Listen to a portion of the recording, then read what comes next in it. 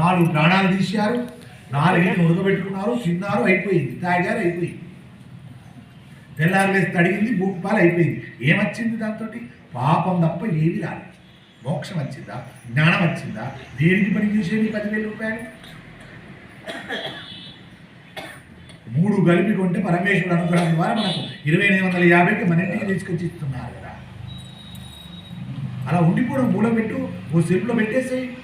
నువ్వు రోజు చదవకపోతే పీడబాయ గురువుగారు అంటారు. ఒక చిన్న పుష్పమైన పెట్టు, అది పెట్టకపోయినా పీడబాయ. అలా చూడు, రోజు 2,800 పెట్టించారు మూర్ఖుడు నాతోటి.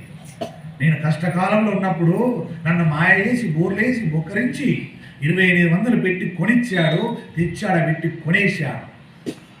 ఎందుకు పనికి వస్తున్నాయి ఆ బుక్కులు? దీనికి గురికి వస్తున్నాయి. 2,850 రూపాయలు పెట్టి ఖర్చు అని తిట్టుకున్నా ఇబ్బంది లేదు.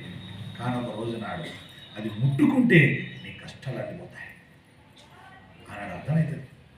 అంత గొప్పదండి. ఊరికి పోదండి.